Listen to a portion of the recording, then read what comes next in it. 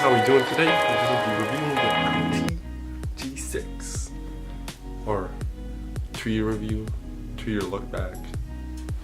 Alright, let's get started. So first off, I want to talk about the screen.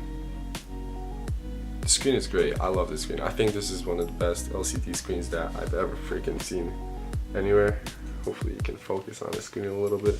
The screen's bright, it's good colors, it's got amazing, it's got little nooks, corner, rounded edges. That's what it's got rounded edges. It just looks amazing. I'm never complaining about this screen. The brightness is top notch, but it's LCD, not an OLED or an LED. No, I'm pretty sure it's LCD. No, it has an always on screen display, but it's really dim, kind of garbage. Not really that much, like nothing there. So I wanted to talk about the everyday use of the LG G6 because that's a very important part, obviously, of using the phone. Now, I think the overall use isn't too bad, especially with apps like the Edge Gesture app, which lets you go backwards once your app, of course, loads because performance isn't the best on this phone. But with Edge Gesture, you can use your edges as backwards and use your bottom edge, which has no navigation and gives you a lot of screen real estate, as a home button. It's an amazing app that I believe everybody should try and check out. Anyways, with apps like that, it makes having such a big screen and bright screen even better.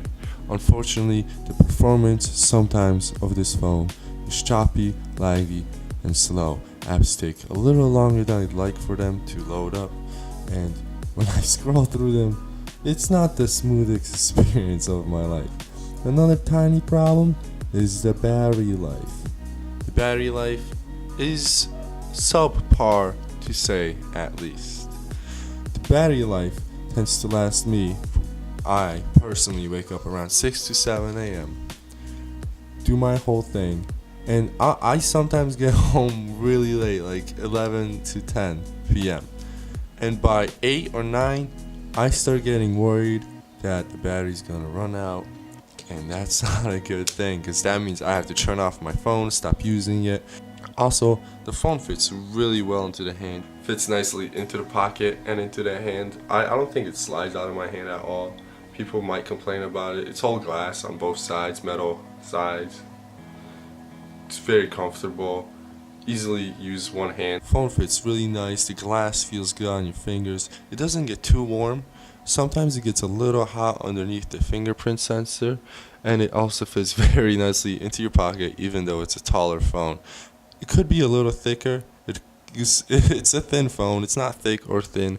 I just personally think phones could get thicker in general. I don't understand why they're so thin and why everybody's always pushing for the thinness. And the connections, such as Wi-Fi, 4G LTE, normal wideband reception, and even Bluetooth reception, never gave me any problems, which make the phone another reason to have a great pickup, especially at the prices the phone is going on for right now. The cameras, amazing cameras, beautiful wide angle. I think the wide angle is one of my favorite parts of this whole phone because of the practicality of wide angle.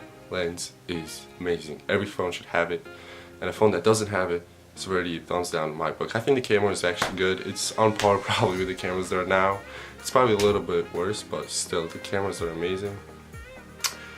Problem: LG's not good with their updates. Slow updates. LG keeps promising us they're gonna give faster updates, but that never happens. Battery. Oh, another problem with this phone. Battery does not last you a whole day. It's not going to last you a whole day, no matter how hard I try. The phone runs a little slow and the battery's a little bad, and those are my biggest two complaints about this phone. And wear and tear. The phone doesn't have any wear and tear for me. Honestly, I've dropped it many times. I wear a case around it just because of the glass back. I had to get the glass back repaired once, but that's because I was just stupid and I dropped it. That's nothing on the phone. I mean, right now, the always on screen display looks really good. Like, if there's a high, bright shining on it, then you're gonna have a good, and then the second eye, there we go. If there's good light shining on it, you're gonna have a nice on-screen display. But if you don't have a nice light shining on it, then your on-screen display is just gonna be garbage. Anything else that I want to add about the phone? over the past 2 years, I've enjoyed having this phone just because of its looks, its sleekness, but I have tired out because it keeps getting slower and slower, and its battery is not good enough. Battery won't last. I'm a okay user. I think maybe a little bit on the heavy user side, but the battery slowly and slowly just makes me madder and madder because it can't last me the whole day, and I am literally up from 7 a.m. till midnight, and I just want a battery to last me from that long, and this phone was not able to do it. So after a long time, I finally switched over. Just wanted to film this little quick snippet because I forgot to, obviously, and it's a different day. But how much should you pay for the phone? $200 to $300 is a really good price for this phone.